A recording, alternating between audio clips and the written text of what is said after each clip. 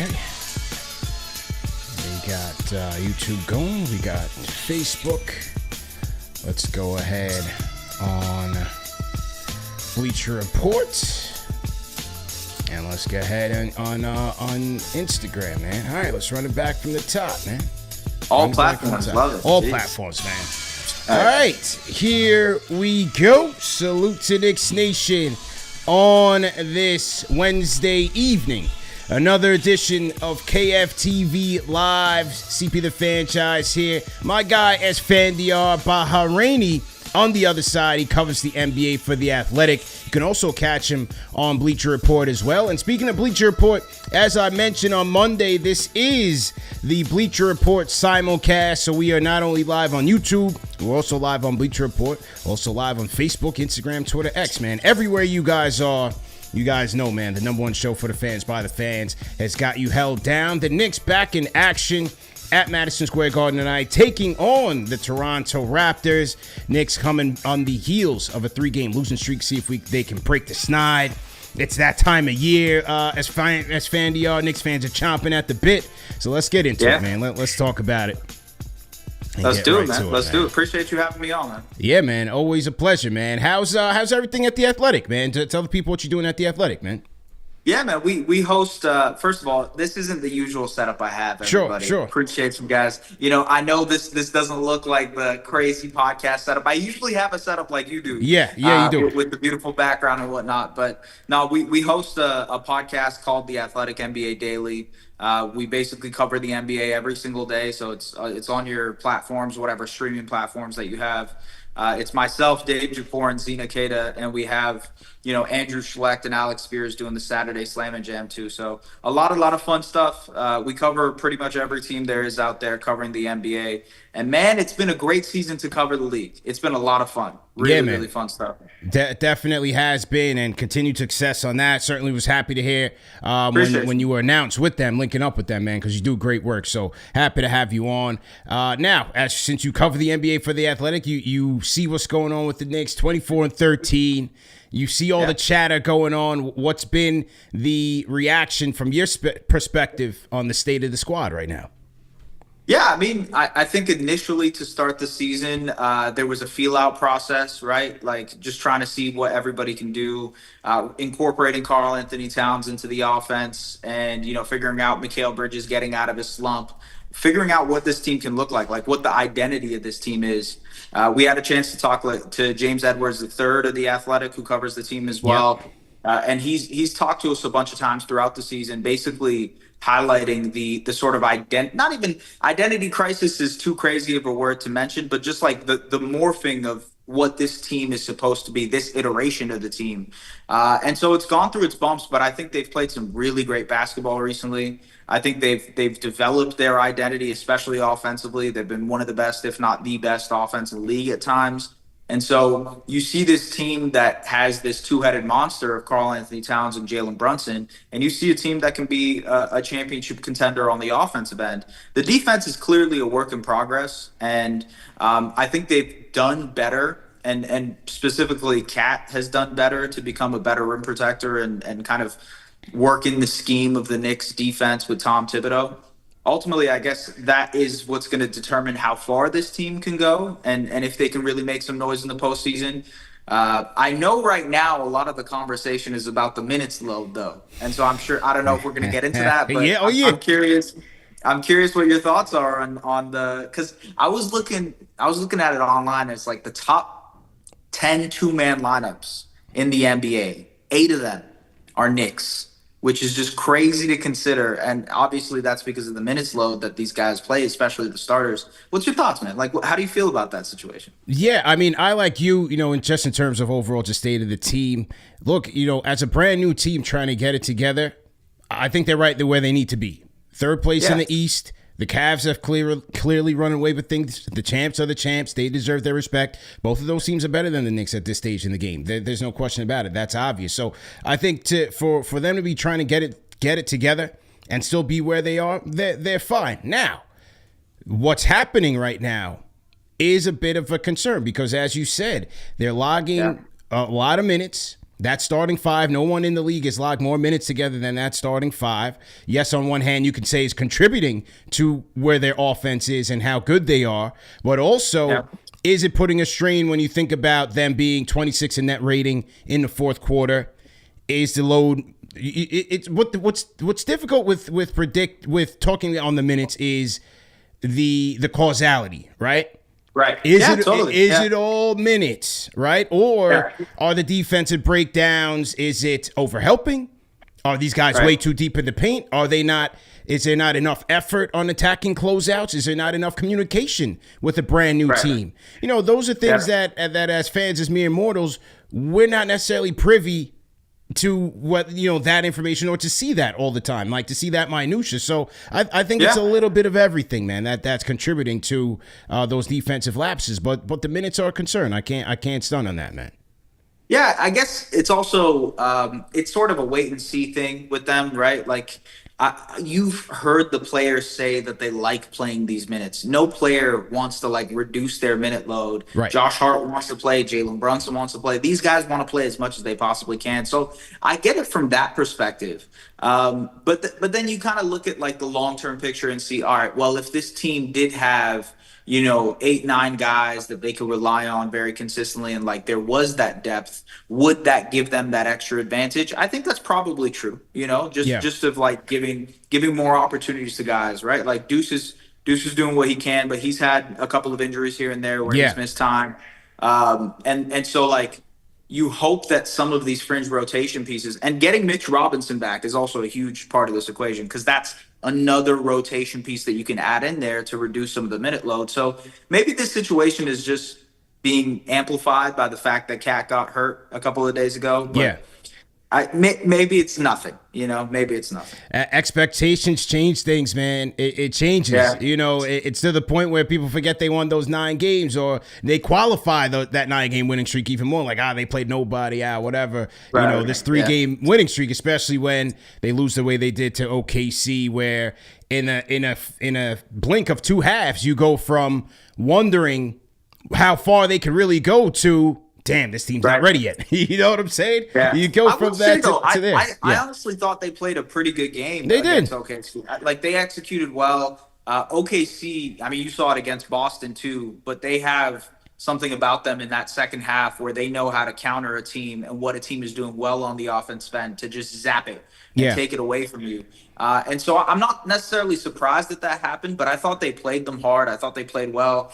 A couple of the things that kind of I remember from that game is they might have went away from Cat a little bit too much offensively in the fourth quarter. Yeah. And maybe that's just a process of learning what it means to be in those games and be in those moments.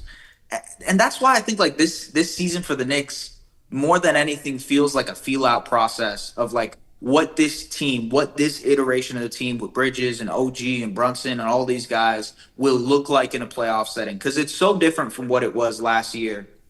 How is this version going to be able to compete? What are the things that they can go to consistently to really get them that edge, especially when it comes to play postseason basketball? And that's where I'm at. You know, obviously the hoopla around the Bridges trade and the Towns trade, it created that buzz, that hysteria around the team, and rightfully so. But it amplified those championship expectations. But the reality is, when you make trades like that, especially in this second apron era of team building and roster building, there comes consequences. And so right now the bench is depleted. They don't have much talent there. Yes, you can go to a guy like, I would love to see a guy like a Kolek play tonight. Like, we know who Campaign is, right? If he's not on, he's not on. Sit him on the bench. Bring in Kolek, get some energy. We know at this point, Jericho Sims, I've had no expectations for the guy at the center spot. Bringing in Ariel Hawk-Porter, he's going to give you energy on both ends and see what happens. Like, you can bring those guys in. Now, are they going to change the fortunes, the overall ceiling of this team? I don't necessarily think so. Because I still think there's holes, especially with that depth, that bench, and especially on the defensive end. Yeah, I agree with you. I agree. Yeah, they're not gonna change the season for you if you're the Knicks. And I think for what it's worth, like, if you are the Knicks, you might want to rely on someone that's more trusted and like knows what they're doing consistently in a campaign than Kolek, and dealing with the bumps and bruises of like him developing and learning. I will say, Dadier in the G League is hooping, And I only say that because I'm a 905 announcer, so Yeah. I cover the Raptors 905, and I saw him against the 905, and he put on a show. Him and TJ Warren put on a show. So like, I don't know, man. Maybe there is something there to like cycling in some of these guys and giving them opportunities to see what they can really do and maybe crack the rotation. I know Landry Shamet is a huge part of that too, to see if he can provide some offensive boost for them. But defensively, you're right. Outside of Deuce, and for what it's worth, Jericho, the rim protection from Jericho has been really impressive so far this season. Yeah. But like, it's kind of one-dimensional stuff at this point. And so finding like consistent guys who can blend in with those starters, that's the trick right now for the Knicks, for sure. Yeah, and as you mentioned, Shamet, he gives some good energy, he gives some good defensive effort, but hasn't made a shot yet, which is where you really need him to come alive and give your bench unit some length. You need him out there making shots. But, overall, I see some of the flaws as their lack of size, especially off the bench. The defense, who do you trust outside of McBride? And hopefully when Mitchell Robinson comes back, those are two big holes of your rotation, two big holes of your core roster that haven't really been able to go out there and contribute, especially Mitchell Robinson, who hasn't played yet at all this season. So it's just going to take some time. It's that time of year for the fan base, so it's just going to take some time. Salute to everybody in the chat. Once again, TP the Franchise. My guy, Esfandia Bahraini in the building. Knicks and Raptors tipping off at 7:30. Some of you guys with the MSG Network, some of you guys on Optimum. There has been no update on the Optimum and MSG talks, so right now you're still in the dark. So for those of you that are looking for it, join our guy CK2K on the play-by-play live show, which is after this one, 7:30 p.m. Eastern time. You can watch along with us as a family. We'll have box score, we'll have our picks and all of that, and so it's a good time. So let's take a look. Let's talk from the Raptors' point of view, man. Our guy IQ. Coming back to the Garden, man. It's been an injury-plagued season for him so far. What did you make of his reintroduction to the Raptors rotation since coming back? Yeah, I mean, obviously very different seasons for the Raptors and Knicks this year. Raptors are heading into a rebuild. They're trying to figure out who they are, what kind of team they want to build. And Scotty and IQ are at the forefront of that. Like they are trying to build with those two guys primarily. And RJ Barrett is obviously a big part of it too. But they just think those two guys to massive contracts, long-term contracts. And so it's crazy because they have not seen their full starting lineup, or they had not seen their full starting lineup healthy until the last game they just played against the Bucks. And so the fact that they've been so injured and so depleted, and quickly is a big part of that, has really hindered, like, what do we have here? Like, what is the process? What does this all look like? What are we trying to build towards? I don't think you've been able to get too many answers because you just haven't been able to see this team at full strength.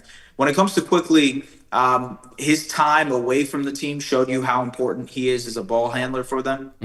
Just setting up the offense, really alleviating some pressure off of Scotty Barnes, especially as a pull-up shooter, shot creator in his own right, a guy who can work in the pick and roll with Jakob Poeltl and do different things as a creator for them. So they missed him big time when it comes to just creating offense in the half court. That being said, their big issues right now are on the defensive end. And to be honest with you, I think IQ's reputation heading into his time in Toronto was like, oh, this is a guy who can lock up. This is a guy who can defend. And we haven't necessarily seen that aspect in Toronto as much. I think the infrastructure with the Knicks really helped him blossom as a team defender, a guy who could like be a pest in passing lanes and get steals and deflections using his length. We haven't necessarily seen that as much in Toronto, and I think it's because the defensive infrastructure with the Raptors is just, it's not there. They've given up 120 plus points in I think 7 of their last 10 games. They give up 154 against the Grizzlies, I believe, on New Year's Eve. It was a 54-point loss against the Boston Celtics, which was a franchise record. So right now, it's not the offensive side of the ball that's the issue. It's finding ways to win on the defensive end. And they're up for a really big challenge tonight against the Knicks, too. That's for sure. Yeah, for sure. I mean, when you look at this team and where they stand, they're second to last in the East behind the Wizards. What do you think? What do you think is Ujiri and these guys? You know, what is their expectations this season? Is it, hey, let's jump into that Cooper Flag sweepstakes? Do we want development? What do you see their expectations are, especially as it relates to this coach? Yeah, I mean, anybody who, like, realistically, they're not going to go out and admit that they're full out tanking. I don't think that's what they're going to go ahead and say. I think they're trying to win games and they're trying to be as competitive as possible. But the first word that came out of Masai Ujiri's mouth this season in the post game press conference was rebuild. Like, that was the first thing he said. And so I think there's a clear directive of, hey, we're okay taking our losses and you know, figuring out what we can do to develop and get these guys better individually. And we understand that, like, this is a good draft class, even outside of Cooper Flag, even in New York. There's, you know, Dylan Harper and Ace Bailey, right? They're hooping. And so I think there's a level of intrigue to adding another top end talent to this team, next to Scotty Barnes, next to RJ, next to IQ, and seeing what they really have after that. And so I think this team is still in the figure out process of wanting to see what they have with their players, but they're also open to figuring out if, like, they need to add talent through the draft. And for what it's worth, I think they've shown you that they do need to add more talent via the draft this season, obviously being near the bottom of the league.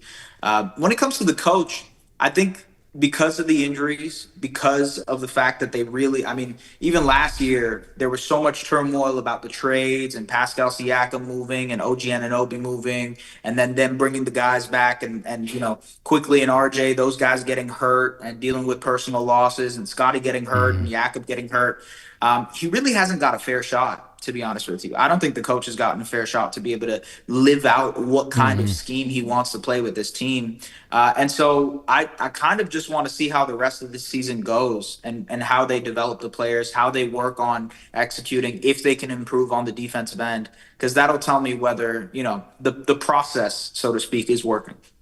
Yeah, fair points. And as you mentioned, OG, it's been a little bit over a year since that blockbuster trade that swapped OG for RJ Barrett and Emmanuel quickly. So I guess from your perspective, it's kind of difficult to gauge.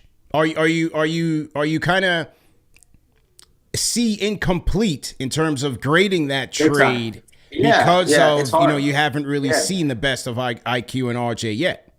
Yeah, I mean, it's hard to. I think from my perspective, going into that trade last year, RJ has blown by my expectations of what he could be.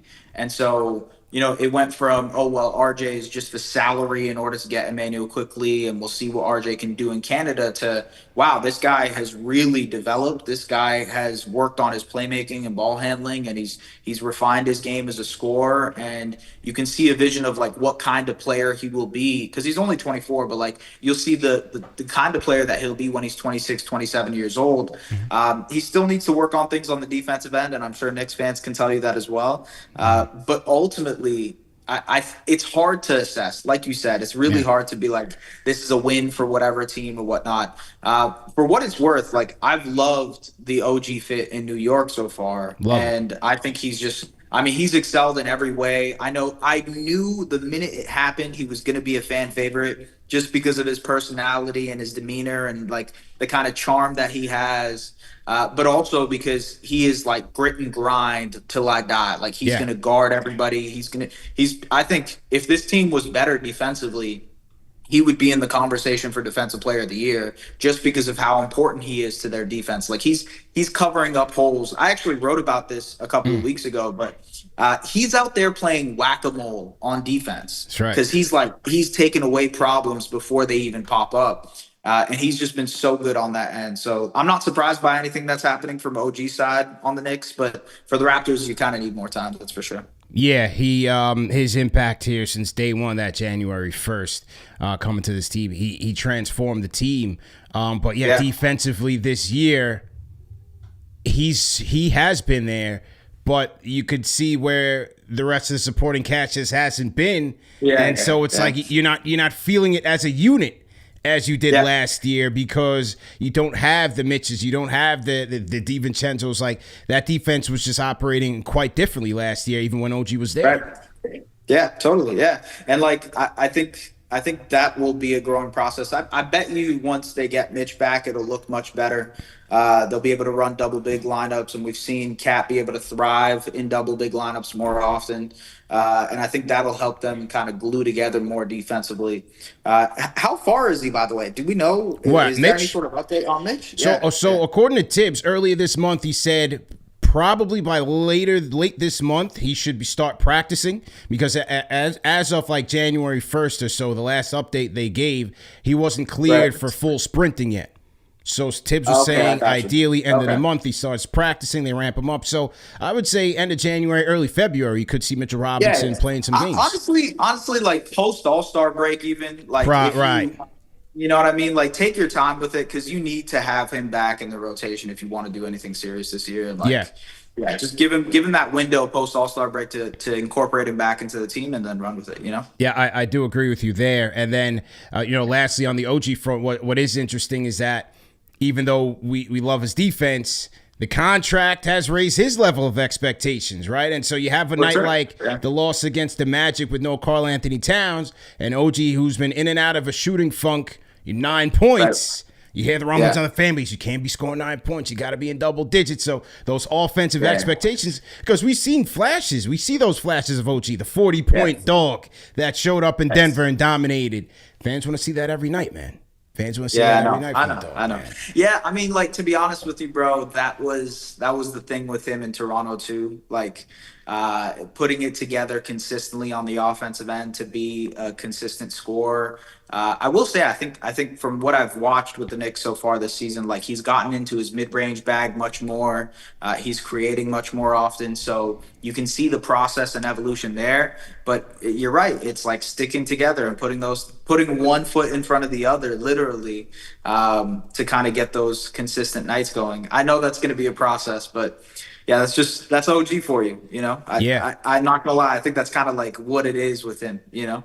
No question about it. Salute to everybody in the chat. Once again, hit that thumbs up button for your boys. CP the franchise is Fandiar Bahraini in the building. Knicks and Raptors getting ready to tip off in just about 2 hours. I'm cycling through Twitter. I don't see any update on Karl Anthony Towns. I don't see anything on Miles McBride. Both of those guys have been listed as questionable for this game. Towns with the right knee tendinopathy. Miles McBride with the hamstring. McBride was seen shooting during warm-ups in the Chicago game and also at home against Orlando. So hopefully that's a good sign that McBride is ramping up, and hopefully he'll be here either today or Friday when the Thunder come into town. Should be a fun one. Yeah, that's man. Gonna be a good game. Gonna be a good one. Gonna be a good one. Speaking of the Thunder, man, you got Thunder and Cavs popping off tonight. National TV game. You got the 30-4 Thunder, or 30-4 Cavs, 31-5 Thunder. What do you think about these two teams and where they are right now in the league, man? Yeah, OKC has had a great schedule over the last couple of games. You got the Knicks on Friday, you got the Celtics on Sunday, and then now you have the Cavs. And so we've got to see them against the best of the best in the Eastern Conference, right? And I love that it's matched up where they're both having their win streaks kind of go head to head. Neither team, if you want to count the NBA Cup loss, but neither team has technically lost to the other conference. And so this is a huge test. I think it's more of a test for the Cavs than it is the Thunder. I think the Cavs, especially because, like, I think the Thunder have been solidified as a contender. Like, most people will say the Thunder are going to either make the NBA Finals. By the way, we have the same cups. It's funny. We got the same cups. There you go, man. But yeah, most people will say OKC has the chance to make the NBA Finals. I think with Cleveland, people kind of look at them and say, we got to see how it looks in April. We got to see how it looks in May, how it looks in the postseason. And so if they win tonight, they kind of change the narrative about themselves a little bit. Even though it's just one regular season game, it puts people on notice more often. So I think there's more pressure for the Cavs than it is for the Thunder. Either way, it's going to be a great game. Yeah. A damn good. Yeah. Best offense versus best defense in the league, right? Going to be a good one, man. Certainly looking forward to it. That was the one thing with that Thunder game, man. We had them on the ropes. We were up by like 12. We were celebrating at the watch party. I know. We're doing the Ric Flair. We're doing the Ric Flair struts down the hallway in the watch party. All of a sudden, Jalen Williams, man, such a dog. But one of the things about that game was that, they were able to slow SGA down for the 3 quarters. And Yeah, then yeah. second half, it was SGA, it was J Dub. And it was Aaron Wiggins too, Wiggins, right? oh Aaron Wiggins, Wiggins, right? 15 points Yeah. from Aaron Wiggins. Yeah, Yeah. absolutely, man. So their depth has definitely been on display. For the Cavs, I have yet to see their biggest weakness get exposed this year. You know what I mean? For the Thunder, it's always been like, are they big enough? Are they going to rebound enough when you need them to? But for the Cavs, I have not seen that weakness just yet, man. Yeah, it's fair. I think, my question with the Cavs is like their five best guys are their starting lineup, right? Like they throw out their five best guys. They've got the Mitchell Garland duo, they got the Mobley Allen duo, and they have this sort of like rotating cast of wing players that they can incorporate with those four. How malleable and versatile can they eventually be when it comes to the postseason, right? Like OKC can go big on you, in my opinion, because once Chet Holmgren comes back, you got Chet and Isaiah Hartenstein, and you can go a little bit bigger. They can go smaller on you, but Cleveland, I feel, lacks maybe 5% versatility compared to OKC, and maybe they prove me wrong. Hopefully tonight they prove me wrong. I'd be very interested in that because I still want to, even though the Cavs are 31-4, I still want to see like a solidified big time win against a contender to make me feel even more confident about them being a championship contender themselves, and they could possibly do that tonight. Yeah, I agree with you there. And speaking of The Athletic, I was reading Marcus Thompson's piece today, and when he was previewing this matchup and talking about, obviously the conversation about the direction of the league, the state of the league, the ratings, the interest. Is it the style of play? Is it, the politics, all that? But I like his point, man. I think his point is really number one for me. And I just think there's just not enough compelling star power when you get past LeBron, Steph, and KD. Those guys, even at their age, LeBron James, 40 years old. Look at the dunk that he did, that little right to left dunk. That shook social media. That was the number one thing we saw last night before Cooper Flagg's dunk on Duke, right? 40-year-old LeBron James, like, he is still capturing the league. And, like, Marcus Thompson's point is, like, we're just missing those rivalries, man.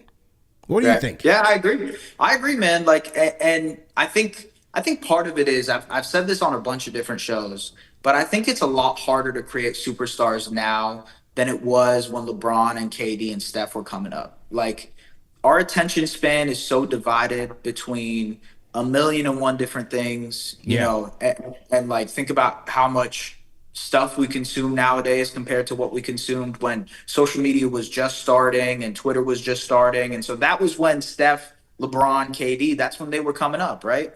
It's harder to create a true superstar now than it was back then. Doesn't mean it's impossible. I think guys like Wemby have a chance. I think guys like SGA have a chance, whatnot. But like, it's harder to make them as global, as big as LeBron, Steph, and KD because our attentions are so divided to other things where these guys are now legacy brands, right? And this doesn't just apply to basketball. You could look at music is like that. You can look at movies and actors and films. It's just harder to create those legacy megastar. It's harder to do now compared to before. I think you're absolutely right on that. Absolutely right. And especially with the league, like we still have that question, like who's going to be the next face after LeBron leaves? Is it Ant-Man? I have the spotlight on Ant-Man. Can Ant-Man ascend to that level? Tatum, Celtics are so deep, and Tatum, he doesn't have that personality. He's a winner. He's a great player. Forget that. Basketball aside. But it doesn't put butts in seats. Doesn't draw. LeBron. Yeah, exactly. These guys don't draw, man. So maybe it's Wemby. Like maybe Wemby does become that face of the league because of his insane talent at his size. Right. I mean, he continues to amaze me, the things that he does, and he's in the second year of the league. So maybe it is Wemby, but it's not the Joker. It's not Luka. It's not Ant-Man. Maybe it's Wemby. To captivate the audience, man. Maybe we haven't seen him yet. Like maybe it's Cooper. Maybe it's Cooper Flag. Maybe it's AJ DeBonsa. Maybe it's just someone we haven't seen yet. I think it's a valid point to consider, like the difference between a global superstar and one that really resonates with an American audience. That too. that's part of the kind of thing with Wemby and the, I guess not even struggle, but just kind of the hurdle that he would have to cross. Yeah. I think that's something that has stopped Giannis a little bit, even though Giannis is signed to Nike, has one of the most popular hoop shoes, is like the funny, goofy guy and all that type of stuff, but still like never fully became the face of the league in a way that Bron, KD, Steph were. So that's maybe something to consider too. But yeah, excellent point. Excellent point by you. Shout out to R Jab on the Instagram. He says he sees our points, but he thinks it's bigger than that. A lot of these guys' efforts don't match their pay. And that was a sentiment that was echoed. I had my guy Chris Gotti, the commissioner of the Clash Pro League, former co-founder of Murder Inc. He was on, and he said the same thing. Like, because my question to him was kind of the state of the game, and right. Why these guys aren't playing street ball, why they're not competing in the All-Star game.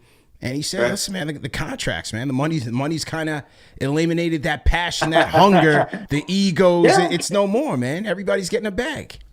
Yeah, I mean, maybe that's part of it. Maybe that is part of it. I think like the other thing, actually, this is one thing that's interesting is like players are afraid to get cooked online. They're afraid to get roasted on social media. And so you don't see them being as eccentric and like outward and being themselves as much. They're given the same type of answers in post-game press conferences. Same. They don't want to say anything out of pocket or out of line. And it's because they don't want to ruin their bag. They don't want to ruin the marketing bag. They don't want to, admittedly, they don't want to like get in trouble with whatever they say either. And I think it's just because, again, it's like we know too much about these guys. They got podcasts. They got tons of access and social media and whatever and all that type of stuff. We know so much about them that it just it's not as intriguing once you get it too much, I couldn't agree with you more, man. Could not agree with you more. Great points. And let's see where this thing goes as these guys enter into a new TV deal and things of that nature. Before I let you go, man, trade season seems kind of dull right now in terms of the names. Jimmy Butler dominating it. What's your prediction, man? Is it the Suns? Where does Jimmy land? Is it the Suns by default? No one else interested? It's like, I think the only hurdle, I feel like it would have already been the Suns. The only hurdle is getting someone to take Bradley Beal. And so I feel like that's the process we're at right now is over the next couple of weeks, the Suns will probably try to figure out a way to offload Brad so that they can get Jimmy. And it seems like, I mean, we were just talking about stars and what they want to do, but in this day and age, like if a star wants to go somewhere, he's probably going to end up getting there. You know what I mean? Yeah. And so, I think it will be Phoenix, although I wouldn't be surprised if, Golden State is really struggling right now, and they're not doing well. Got booed. They got booed in the building. The chef looking kind of tired. In the building. Yeah, it's not looking good for them either. So maybe they feel the pressure of going out and getting Jimmy, even though they said they weren't that interested. But I'm surprised. I will say I saw that report by Chris Haynes that Jimmy isn't interested in Memphis or Milwaukee. I feel like those two destinations would be so much better than Phoenix or Golden State. I feel like those are legitimate places where Jimmy could potentially win a chip. And so to me, it just seems like it's the bag again, man. Like he just wants the money. He wants to secure a long-term contract, and he knows Phoenix is a place that can possibly do it. So. Good points. Good points by you, man. Well, listen, man, we'll catch up. I know you and you're on the backup generator. I was on the backup generator last night, so don't even worry about it, man. It happens. I was in the backup generator Monday night. You're doing the same tonight, but thanks for grinding it out and joining us, man. Appreciate you, man. Yeah, next time, I promise you, it's going to be crazy. The whole setup. Yes, sir. I got you. Yes, sir, man. We're going to get it going, man. Good luck tonight. That's our guy, Esfandiar Bahraini. Make sure you guys are following him on Twitter, man. That's our guy. That's KFTV fam. And we definitely appreciate him for giving us a couple of minutes. All right, man. Appreciate you, bro. Salute to everybody in the chat. Once again, hit that thumbs up button for your boys. CP the franchise in the building. Bleacher Report, we're going to sign off with you guys. We'll see you guys on Friday. So Bleacher Report, we'll see you guys on Friday. Thanks for tapping in. Facebook, YouTube, Instagram. Stick around. We got a couple more minutes to go as I bring in the Stratocaster in the building. While we do that, while I get the Stratocaster in the building, let me go ahead and also pay some bills here. Salute to everybody in the chat. Remember that this show is sponsored by our friends at SeatGeek, man. For some of you guys looking for tickets for tonight's Knick game or Knick games of the future, man, use our code KFTV10 for 10% off your order, up to $20 off. Hey, you guys know those MSG tickets can be pretty pricey at face value, so a little bit of savings can go a long way and get you a little bit of extra change in your pocket, man. So use our code KFTV10 for 10% off your order. And when you go on SeatGeek, make sure that you are looking for the green dots. The green dots are the better deals, the good to great deals, and the red dots are the bad deals. So you definitely want to make sure that you are on the lookout for that. All right? All right, cool. Let me get my guy. Let me get the Stratocaster in here. Load him up. Stratocaster, how you feeling, man? How you feeling, man? Hey, man, it's a Wednesday, Wednesday evening. night, we got Knicks basketball. Yeah. Feeling pretty good, man. Feeling pretty good. Yeah. Have you recovered, man? Have you recovered? You're a little under the weather, man. I'm fine. I was ready to go Monday. Okay. You had to be on the back of generator. I was ready to go. You told me. It's unfortunate. I was ready, but hey, you had to defend the Minutes Police all by yourself. I did, man. I had to go toe-to-toe with them like Jon Snow against the White Walkers, man. I had to go toe-to-toe with them. Just that time of year. That time of year where all the pleasantries are out the window, and we just got to roll the sleeves up and get it popping. You know what I'm saying? That's a fact, man. That's a fact. And, it's sad, though. As much as I love Game of Thrones, that battle was underwhelming. Yes, it was. It was, man. It was. How you feeling about tonight's game? How you feel? Feel like we should be able to win this one, man. Bounce back. Feels like a good bounce back game for the Knicks. You're on a 3-game losing streak. You're talking about a team that does have a lot of dogs on them that are looking to win. I feel like tonight's the night where they bounce back against the Toronto Raptors. Not a good shooting team. This is a team that does like to get downhill. But let's see, man. I mean, these guys are claiming fatigue. They should now have had enough rest to get ready for tonight, right? You're back home. This is your second game home on a long homestand. Don't have to travel as much.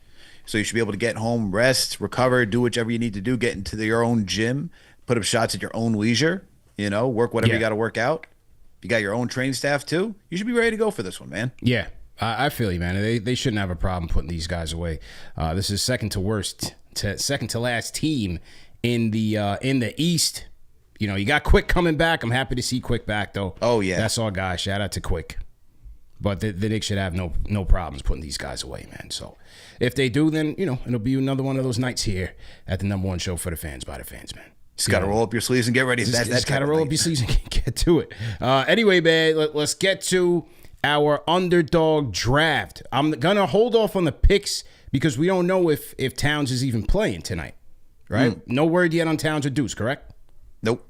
All right, so let's still early. They like to wait until Tom Thibodeau is, man. Yeah. He's a gamesman. He likes gamesmanship. He likes to wait until like 30 minutes right before to tell you what's going to happen. That's right. So I'm going to wait until a little bit later on to make my picks.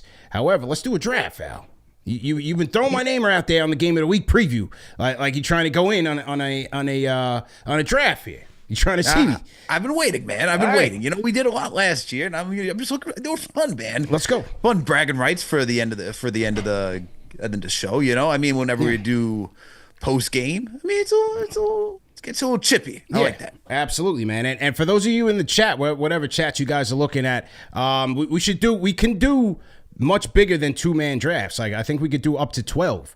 So if anybody's interested, we'll throw an interest form out there, and we'll get a bigger group daily fantasy draft here on Underdog. But for tonight, it's going to be me and the Stratocaster squaring off. And once again, shout out to our sponsors at Underdog Fantasy. Use our code KFTV for up to $1,000 in bonus cash plus a free pick. So right now, I'm on the Underdog draft screen for tonight, the Wednesday night games. And on Underdog, you can enter into drafts of different pool amounts. So you can go you can put in as low as $3, or you can go all the way up to, I think the max is $2,500, Al. So if you're feeling a little rich, you can do that. And you're going to go head to head in daily fantasy draft based on the NBA games that are slated for tonight. So Al, let's do a $5 draft. All right, okay. We'll put a beer on it. All right. Here we go. I like that, man. I like that. So I'm going to go create private draft. You create the private draft, and here we go. Now I'm going to share this link. I'm going to get you in there, man. You said you're trying to shoot the fair one. You're trying to go one-on-one. Let's go, man. That's all. That's what it's about. I just sent you the link, man. All right, I'm joining. Give me a minute, man. All right, give me a minute. Here we go. Because as soon as you join, by the way, hold on. There's an update. There's an update. I just got to let the good people know. There's an update. All right. According to Stefan Bondi, Tibbs says Cat and McBride will warm up before decision. All right. So I'm expecting them to go. Then. I think they go tonight. Okay. All right. Let's go with it. All right, Al. So once you jump in, we'll draft, and then I'll make some picks tonight, man. All right. I'm in here. Yeah. You're in. You're in the draft. Yep. All right. Yeah.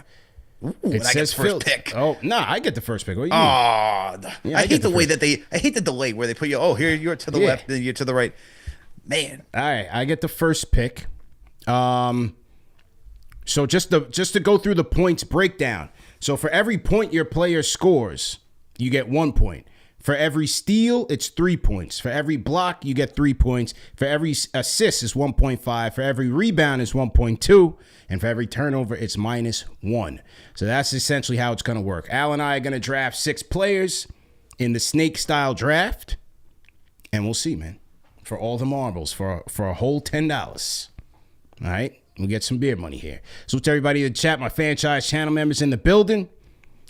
If you are a franchise channel member, go ahead and leave us a comment. Shout out to Father Peace Al. Shout out to John Talento in the building. JJ in here. All right, did we start yet? Okay, we started now. All right, I'm going with Wemby. You know that. That's a fantasy basketball gem right now. I'm going with Wemby, coming off of a 23-14-4 outing and 8 blocks against the Chicago Bulls. You got 8 blocks. That's 24 points already. So, all right, so I'm going with Wemby against the Milwaukee Bucks. Your turn, sir. This is difficult. This is very difficult because I know you. You like to stack up the I just know how I have a difficult decision to make because I'm just going to walk through so everyone sees on the board. There's Giannis, there's Jokic, there's SGA, all on the board right now. What do you guys think in the chat? Yeah, who do you guys think I should go with? I'm going to make a quick decision here. Yeah, because you don't got go with much the guy time. And go with the guy that's in the MVP running. I'm going with SGA right now. Okay, that would be smart. You're a smart guy. You're a smart guy, man. Okay. I don't want to give you a good guard and a good big. That's craziness. Oh, I know where I'm going for the guards, but go ahead. Yeah, do your thing. All right. You know who I'm also going with? I'm going with Giannis Antetokounmpo, man. Okay. It's a good pick. I'm staying away from the Los Angeles games right now. Good pick. I mean, assuming the Joker plays tonight, he's questionable for tonight. He was out with an illness. I mean, how bad could it be? I'm going to take the chance. I'm going with the Joker. And then I'm going to go with Cade Cunningham against the Brooklyn Nets. Look at these numbers by Cade. 32, 6, and 9 against the Trailblazers. 46 and 9 against the Minnesota Timberwolves. He's hot right now, man. Cade is on fire. Let's get him. Let's get him in here. Cade and Jokic tonight. Here we go. So here's the issue, though, for people that don't know. If you choose a player and they're not eligible to play tonight, they automatically swap you with somebody else. So you got to be careful in who you decide. Yeah. Now, I'm thinking I'm going to go with our guy, Karl Anthony Towns here, man, because I'm going to need some points and boards. I'm going to take that gamble. It's a good pickup. All right. Yeah, you're up. You're up back to back. Okay. Yeah, I'm thinking, man. Well, give me a moment here. Let me think what I need. All right. Who else do I want to go with? Ooh, you know who I'm going to go with? I'm going to take our other guy, Jalen Brunson. He never has back-to-back bad games. Captain Clutch. Good pickup by you. All right, man. You know what? Let me get Maxey in here. Coming off a 31 and 10 point outing against the Suns. All right, I'll pick up Maxey, and I'm going to go with... I need some more. Who I got? I need some more boards. You're going to take Anthony Simons? Nah, man. Give me Maxey. Vucevic don't really get boards like that, does he? Are you going with the other Tyrese? All right, let me go Vucevic. Zubac, 6 blocks last night. I can't trust him. Let me go Vucevic. I'm going Vucevic. Oh, it picked. I ran out of time. It picked me James Harden. You got to be quick on this thing, man. They only give you 25 seconds. Yeah, man. So I'm going to go with the wing and Scotty Barnes. Okay, good job. Who's the other one I'm going to take? I guess I got to take the other solid wing. I'm going to take Jalen Williams too, man. Okay. That's what I'm going with. All right, good job there. Well, you didn't pick up Vucevic, so I'll pick him up. There's my guy. I'm done. Didn't I pick him? I did? Wait, what happened? Did he get taken off the board? No, he's on your team. No, for some reason I can't draft him. Oh, it says it's not my turn. What? Hold on. What? It says you got him, man. It says the draft's over. You got him. Okay. For some reason I'm glitched out on my side. All right, no problem. So I'm good. So you finished drafting, I'm finished drafting? Yeah, that's correct. Okay. All right, there we go. All right, so let's see here. Final picks. All right, so I got Wemby, Joker, Cade Cunningham, Tyrese Maxey, James Harden, Nikola Vucevic. My team projected to score 303 points. Stratocaster has SGA, Giannis, Cat, JB, Scotty Barnes, Jalen Williams projected at 281. Okay. Well, projections are just projections, man. So don't feel bad. Don't get down. Don't get disappointed. I ain't worried, man. I am not worried whatsoever. It's just projections, man. Don't worry about it. I'm just going to let me write the thank you ticket now, though, for the free beer for tomorrow or whenever, All right, cool. All right, so since Cat is back, let's see what the props are looking like. And on the underdog pick side, you pick a minimum of 2 players from at least 2 different teams. So you can pick up to 8, I believe. And all you're going to do is predict whether or not that player is going to go higher or lower in a given stat that underdog has for the night. Well, they're warming up, CP. They're not fully back yet, but you believe they're going to be back. Yeah, I have to think they're going to be back, man. I have to think I'm going to be back. All right, let's take a look at some numbers here. Anybody you like tonight? I mean, if Cat's back, you got to go back to the boards, right? Oh, yeah. Got to go back to the boards. I got to go higher than 13.5 rebounds. That's for sure. And you're getting 1.05 times your money on that if it hits. What about RJ, man? What do you think about RJ in this one? I'm trying to pull it up right now. My phone is a little freezing on me. 20.5 points. That's an interesting one. 20.5 points for RJ. I'm taking the higher on that one. You would take higher? Yeah, he's back home. He's back home in MSG, man, where he started. What do you guys think in the chat, man? 20.5 points higher or lower for RJ Barrett? Where should we go there? What do you think? Jay just says, why are you picking someone that might not play? I mean, he might play, man. I think he's going to play. I think if he warms up, he's going to play, man. I think they're just being coy. Man. CP likes to live life on the edge. That's the real answer. Brightest future likes Donovan Mitchell tonight. Okay, home against OKC. All right. So somebody the chat says higher on RJ tonight on the 20.5 points. Okay. Donovan Mitchell, 22.5 points, home against OKC. He's hit the higher in 3 out of his last 5. But none of those 5, I mean, the caliber of defenses that OKC can throw at you. Is Caruso back? Let me check on that real quick. Is Caruso back? 22.5 is for Spider Mitchell. Let's see. Give me a moment as I am uploading ESPN. Yeah. Big Brother to see what's going on. Yeah. Definitely higher for Spider on the point side. Now, an underdog, you don't have to go. Caruso is out tonight. Caruso's out tonight? Yeah, he's out. All right, I'm going higher for the Spider tonight, man. Going higher. And again, points. I like to play points. I like to play points, rebounds, assists, but you can do a lot. You can do assists, rebounds, first quarter points, rebounds, assists. You can do points, rebounds, assists in the first 5 minutes, Al. Are you going with quickly higher than 5.5 assists? That's hard. He just got back. That one's tough. Because he just got back. That one's a little bit tough. This is a guy that was putting up some major assists on Toronto last year, though. That is true. 34-39. Raptors are fully healthy. Do I like Wemby higher than 40.5 at Milwaukee? What's he done against them in the past? So let's look that up. Let's see. So to everybody in the chat once again, hit that thumbs up button for your boys. CP and Alex on the ones and twos. KFTV's play-by-play live coming up with CK2K at 7:30. Here's this for you for Quickly, who returned on January 1st. In his first game back against the Nets, he had 15 assists. 15? Wow. 15. In his second game against the Orlando Magic, he had 11. Now, in the loss to Milwaukee, he had 3. Quickly is more than capable. I know that's a wide variance right now. Yeah. That's and it's very little in his few games. Well, speaking of the Nets, let's see where Cade is at against the Nets tonight. 9.5 dimes. 9.5 dimes against the Nets. Yeah, the Nets. How have the Nets been doing against opposing point guards? Brooklyn.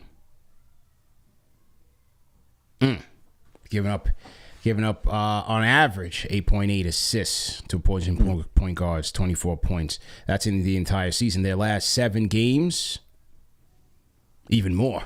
They're giving up 10 assists on average in their last 7 games. Let's go with Cade Cunningham on this list. He's hot right now. I'm going with the highest tonight, man. Bodega higher than 14. RJ higher than 20.5 points. Donovan Mitchell against OKC higher than 22.5. And Cade Cunningham higher than 9.5 assists against Brooklyn Nets. And put a little $20 wager in there. I'll go flex play tonight. I'll go flex play tonight. So with standard, if you go with the standard pay, you have to get all 4 correct, and you can win on these picks $197.39. If you go flex, you need 3 out of the 4 correct, and you can get some bread there. If you get the 4 correct, you get 118. So I'll go with a flex play because I already know I'm going to win the draft. So I got you at $10. And also, even at the flex play, I got 118 plus your $10. That's 130, damn near $130. That's a good night at the office. You know what I'm saying? It's good logic right there. Sure. If you think you're going to win the draft, which I know you won't. So now, if the Knicks chick was in here, I would be a little bit more worried. Yes, that is a fact, man. All right, man. Let's wrap this up. So to everybody in the chat once again, hit that thumbs up button for you boys. Let me drop the link to CK's show tonight. So to everybody in the chat, CP and Alex on the ones and twos, man. We'll see you guys for post game for sure. Let me drop the link to play-by-play tonight, especially for you guys with the optimum issue, man. I know a lot of you guys are tight right now. You can't catch your Knicks. Tap in with the play-by-play show, man. CK's been doing numbers in there. He runs a great show, very entertaining, and just a great way to watch along with the family, man. So we'll see you guys tonight for play-by-play live, and then after that, we'll see you guys for KFTV post-game live, highlights, analysis, caller reactions. See if the Knicks can break this 3-game losing streak. I think they can now. I think they'll be all right, and order will be restored. You know what I'm saying? Mm-hmm. Order will be restored, man. All right, man. Even better. Yeah, man. All right, man. The Knicks demolish the Raptors, and then the guys can get some rest. And then we can get some bench play. We could talk bench. I'd like to see it, man. So, anyway, great show, everybody. Great show to my guy SFanDR. Great show to everybody in the chat. Great show. We see the rhyme animal Chuck D in the building. And we'll see you guys later, man.